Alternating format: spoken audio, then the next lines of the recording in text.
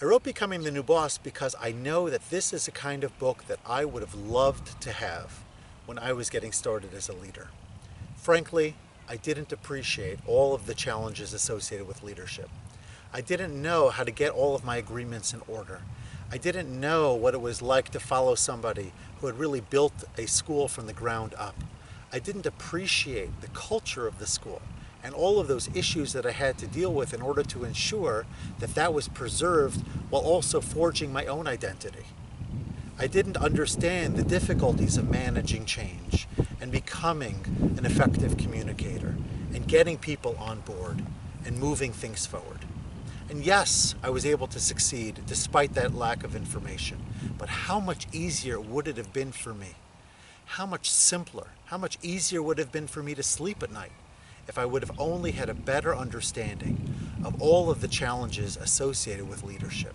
You know, there's a story told of a reporter who comes to a successful CEO and he says, "Sir, you've been so successful. How have you managed to build your company to the degree that you have?" He said, "Simple, 2 words, good decisions." But how do you make good decisions? 1 word, experience. And where does experience come from? 2 words, bad decisions. And the reality is, in order for us to really know about leadership, we have to experience it. There's no book that I or anyone else could write that's going to provide the same type of learning as experience. But isn't it great that you can learn from somebody else's experience? Isn't it great for you to have the ability to sort of understand the challenges other people went through and to not repeat those same mistakes? You know, they say the reason we learn history is to avoid making the same mistakes as previous generations. And why wouldn't we want to avoid many of the mistakes that new leaders make? We want, as new leaders, to get traction. We want, as new leaders, to build momentum. We want to hit the ground running. And we want those first 90 days, those first 100 days, those first couple of years to be absolute successes where we knock the ball out of the park. And everybody's turning to us and saying, "Wow, how'd you do it? How'd you walk into that environment and get everybody to support you? How did you manage to adjust the environment and build that culture and manage that change? How'd you do it?"